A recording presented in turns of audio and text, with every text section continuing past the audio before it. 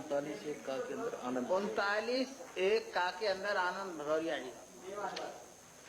मानवर, मैं आपका ध्यान बहुत ही गंभीर विषय की तरफ आकृष्ट करना चाहता हूं।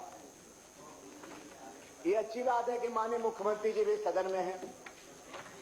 मानवर, आज हमने अखबार में भी पढ़ा कि माननीय मुख्यमंत्री जी दूसरी ग्राउंड ब्रेकिंग सेरेमनी के लिए भी प्रयासरत हैं कि उसका आयोजन हो। मानवर, फरवरी के महीने में उत्तर प्रदेश के अंदर इन्वेस्टर समिट का आयोजन किया गया और उस इन्वेस्टर समिट में मानवर इतने बड़े पैमाने पर उसके आयोजन में भ्रष्टाचार हुआ। मानवर, एलईडी लाइट मानवर जो लगाई गई 38,355 मीटर एलईडी स्ट्रिप के लिए 37,99,305 रुपए का भुगतान किया गया। मानवर, मार्केट में आप पता लगा लीजिए 30 रुपए से 50 रुपए के बीच में मिलती। अगर थोक के भाव खरीदी जाती 40 रुपए के हिसाब से तो 15,34,000 रुपए होता, लेकिन 99 रुपए प्रति मीटर के हिसाब से किराए पर मानवर भुगतान कर दिया गया।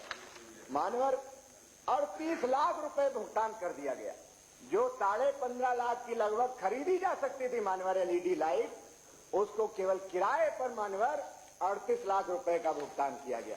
दूसरा मानवर, जो गमले लगाए गए मानवर केवल सजावट के लिए, अगर अच्छी बात थी कि वो गमले परमानेंट रहते, माननीय मुख्यमंत्री जी अच्छा लग रहा था लखनऊ, लेकिन उसकी केवल ढुलाई पर ही और पूरे के पूरे सजावट के नाम पर लगभग जांच रिपोर्ट सरकार ने जांच कराई और सरकार की जांच कह रही है मानवर कि 85,54,026 रुपए का घोटाला हुआ इसमें। मानवर, इतना गंभीर विषय, ये तो केवल 2 मामले हम लोगों ने उठाए मानवर। हम चाहेंगे आप एक सर्वदलीय कमेटी बनाइए मानवर, और इस पूरे आयोजन पर जिन जिन मदों में जो जो खर्चा हुआ मानवर, उत्तर प्रदेश की गरीब जनता की गाढ़ी कमाई को जिस तरह लुटाया गया है मानवर, उस पर जरूर कहीं ना कहीं हम लोग चुप नहीं रहेंगे, सदन चुप नहीं रहेगा। आप व्यवस्था दीजिए मानवर, सदन की कमेटी बने, हमारे विपक्ष सदस्य हैं और इसकी जांच करें, और जो घोटाला हुआ, जो जिम्मेदार लोग हैं, कहीं ना कहीं सरकार की नियत पर भी मानवर सवाल उठा है, इसलिए आपसे व्यवस्था देने की कृपा करें मानवर। माननीय मुख्यमंत्री। सभापति जी, मान्य सदस्य के मुंह से ईमानदारी शब्द सुनकर के बहुत अच्छा लगा मुझे। उत्तर प्रदेश के परसेप्शन को बदलने के लिए हम लोगों ने फरवरी 2018 में यूपी इन्वेस्टर समिट का आयोजन किया। आयोजन पूरी भव्यता के साथ हुआ। आयोजन में 4,68,000 करोड़ रुपए का इन्वेस्टमेंट के लिए एमओयू भी हमारे साथ हुए और उसमें से जुलाई 2018 में 60,000 करोड़ रुपए का इन्वेस्टमेंट जमीन पर भी उतरा है, जिसका शिलान्यास आदरणीय प्रधानमंत्री जी ने आकर के स्वयं अपने कर कमलों से लखनऊ में किया है। हम लोग इतना ही और अधिक निवेश करने के प्रस्तावों को अंतिम रूप दे चुके हैं। ये जो प्रकरण आप उठा रहे हैं, ये इन्होंने नहीं उठाए हैं, बल्कि ये सरकार की ही जांच में पाए गए हैं। सरकार अपने स्तर पर कार्रवाई कर भी रही है। ये कोई बहुत बड़ी बात नहीं है। सरकार की कार्रवाई को ये बोल रहे हैं, इनको सरकार के प्रति आभार व्यक्त करना चाहिए कि सरकार ने गंभीरता से लिया और घोटाला होता है। यह अभी जांच की प्रक्रिया का हिस्सा है। जो सरकार के द्वारा गठित कमेटी है, उन सब चीजों को देख रही है। इसीलिए हमने हर प्रक्रिया को ई टेंडरिंग के साथ जोड़ा है।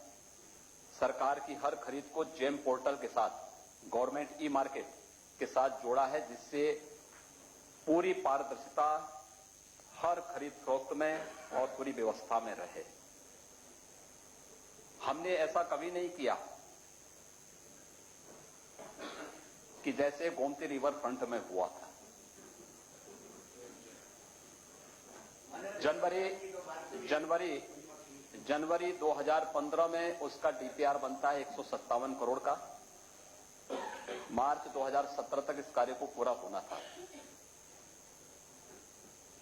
कार्य प्रारंभ होते होते 357 करोड़ हो गया और मार्च 2017 तक 1400 करोड़ रुपए खर्च होने के बाद भी 60% कार्य था। ये लोग अब हमें सिखा रहे हैं ईमानदारी की बात, जिस पर सरकार स्वयं संज्ञान लेकर के कार्रवाई कर रही है। इन्वेस्टर समिट ने यूपी की परसेप्शन को बदला है। पूरे देश और दुनिया का आज कौन ऐसा निवेशक है जो उत्तर प्रदेश में निवेश करने का इच्छुक न हो। हमने सुरक्षा का माहौल दिया है, व्यवस्था में पारदर्शिता लाई है और हर कार्य को पूरी ईमानदारी के साथ प्रभावी तरीके से आगे बढ़ाने का कार्य हो रहा है। ये ठेके पट्टे बांटने की व्यवस्था बंद हुई है। दूसरा, लूट खसोट का जरिया, मैंने अभी केवल एक बोला है, बहस होगी पूर्वांचल एक्सप्रेसवे के बारे में भी बताऊंगा कि कैसे 16,000 करोड़ रुपए में आप प्रदेश की जनता की जेब में डकैती डालने का कार्य कर रहे थे। वही कार्य आज हमारी सरकार 11,000 करोड़ रुपए में करा रही है। वही एक्सप्रेसवे उससे चौड़ा, उससे अच्छा 11,000 करोड़ रुपए में हो रहा है। 5,000 करोड़ रुपए कहां जा रहा था, किसकी जेब में जा रहा था? आप ईमानदारी की बात कर रहे हैं, जिस पर सरकार स्वयं संज्ञान लेकर कार्रवाई कर रही है। किसी भी भ्रष्ट व्यक्ति को किसी भी स्तर पर सरकार के खजाने पर या जनता की सुविधा पर डकैती डालने की छूट सरकार हरगिज नहीं देगी और हमारी कार्रवाई इसी प्रभावी ढंग से होगी।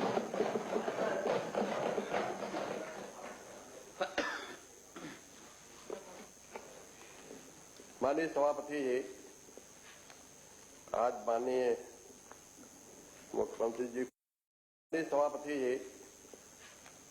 आज माननीय मुख्यमंत्री जी को सुन के अच्छा लगा।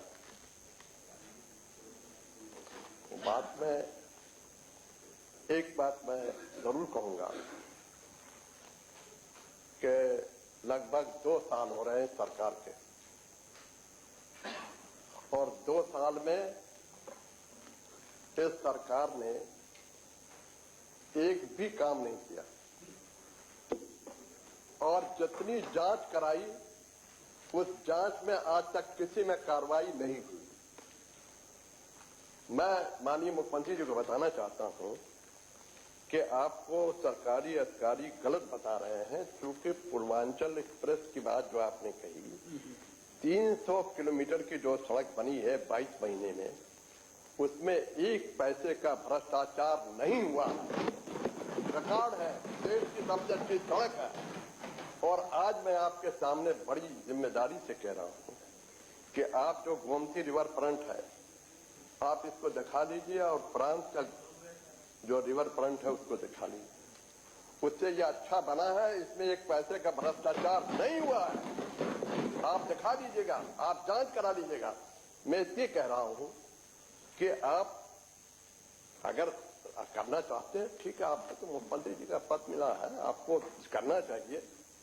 लेकिन जब हम देखते हैं माननीय मुख्यमंत्री जी कि देवरिया शेल्टर होम में आपने कहा था कि हम सीबीआई जांच कराएंगे लड़कियों के साथ, आज तक नहीं हुई, ना आपने उसको कराया।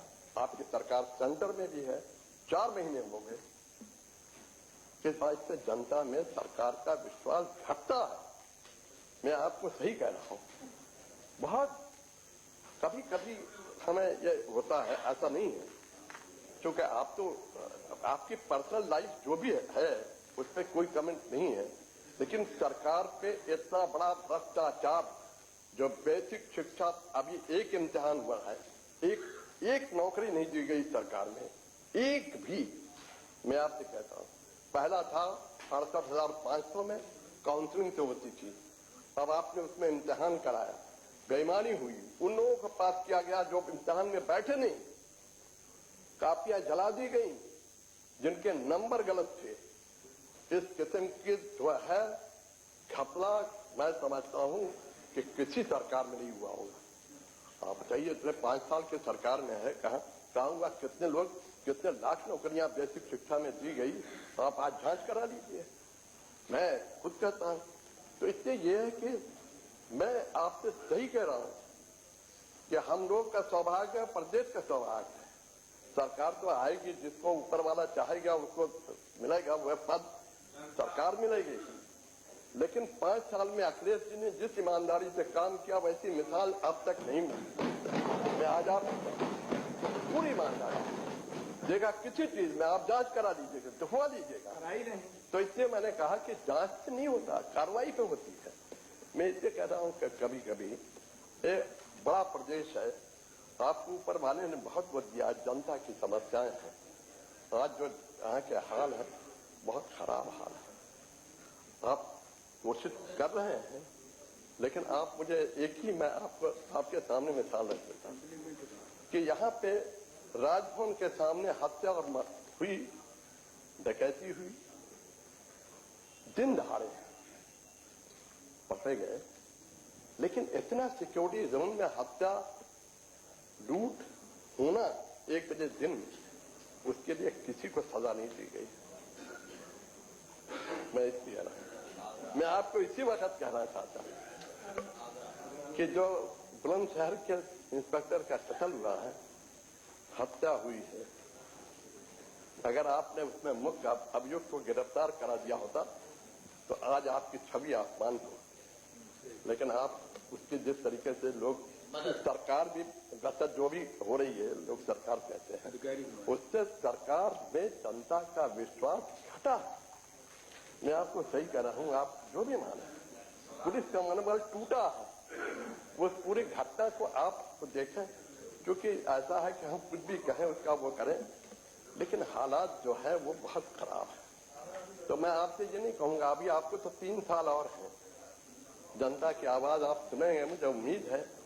लेकिन हम लोग तकलीफ में हैं, क्योंकि ऐसा है कि पिछली सरकार ने जो किया है, जैसे इसी में आपने कहा, लेकिन आपको अखिलेश जी ने कहा था कि ये पूर्वांचल बलिया तक जाएगा, आपने गाजीपुर ही में रोक दी। आप बताइए मुझे, जो है बलिया तक का था, पैसा भी गया था, पहले से उसका चला ध्यान देना था, और उसमें बहुत कमी की गई। उसके बाद आप कहते हैं हमने इतने 1000 करोड़ कम कर दिया। ये अधिकारी जो हैं ये गड़बड़ करते हैं, इन पे नजर रखिए, क्योंकि हम लोगों की बदकिस्मती यह है कि माननीय मुख्यमंत्री जी, हम तो अधिकारी भी थे और आप जानते ही हैं, और आज राजनीति में हैं, लेकिन मेरे ऊपर भी कोई पैसे का चार्ज, कभी भ्रष्टाचार का नहीं लगा। तो इसे जहां सजा देने की जरूरत है कर दीजिए, करने का, लेकिन ये तंत्र ऐसा है, क्योंकि आप थोड़ी काम करते हैं, आपको वो है, हम तो ऊपर वाले की मेहरबानी थी कि यहाँ आ गए, नहीं तो हम IPS अधिकारी से हम क्यों यहाँ आते। लेकिन ये जो मौका हमको मिला था, हमने काम करके दिखा के, और उसमें मैंने, आप पूछ लीजिए कि जितने हमारे प्रमुख सचिव थे, कांपते थे, मैंने कहा हमको बताओ, हम पुलिस में डंडे से काम किया। मैंने कहा आप पूछ लीजिएगा, ऐसे से 2-2 मिनट में हटाए गए प्रमुख सचिव। मैंने कहा ये प्रमुख सचिव बहुत बेईमान है। माननीय मुख्यमंत्री जी ने 5 मिनट में ट्रांसफर किया है, आपको मैं नाम भी बता दूंगा। तो अधिकारियों पर बहुत नहीं, लेकिन ये प्रदेश बड़ा है, हम सब आ गए, अच्छा है बने।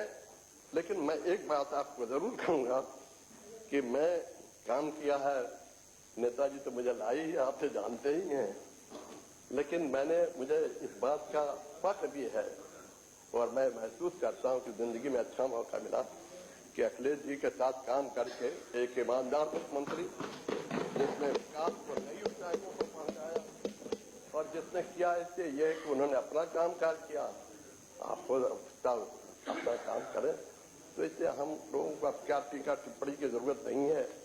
समय बहुत कठिन है, ऐसा तो नहीं है कि कोई आपकी वजह से हो गया या मेरी वजह से हो गया, किसी वजह से हो गया, लेकिन इस समय समाज में और प्रदेश में बहुत ऐसा माहौल और ऐसे बात की जरूरत है कि उंगली उठाना। एक तो माहौल भी, सांप्रदायिक माहौल भी गड़बड़ हुआ है। अब आप देखेंगे जैसा भी जो है, जो कुछ सब करके इसको ठीक किया जाए, बस हमारे आपसे यही मिलेगा। मान्यवर ना तो मुख्यमंत्री जी ने उसने कुछ कहा, अरे भाई सुन लीजिए, बात आ जाने दीजिए। मान्यवर, हम चलिए, हमारे मुंह से ईमानदारी शब्द सुन करके मुख्यमंत्री जी को अच्छा लगा, ये उनका बड़प्पन है। लेकिन माननीय मुख्यमंत्री जी, आपके रहते ये घोटाला हो कैसे गया? सवाल तो इस बात का है। आप माननीय मुख्यमंत्री जी, आपके ऊपर हम कोई सवाल नहीं उठा रहे, लेकिन आपके रहते अच्छी बात है, कह रहे आपकी सरकार ने पकड़ा, अच्छी बात है, आप कार्रवाई करिए, ये मांग है मान्यवर आपसे। लेकिन माननीय मुख्यमंत्री जी के रहते हो कैसे गया, ये भी एक बड़ा सवाल है मान्यवर। ऐसा है, यह प्रकरण पूर्व में भी सदन में संज्ञान में आ चुका है। माननीय नेता सदन, कृपया इसको आप लिखवा लें। नियम 39 अब है नियम 39 में है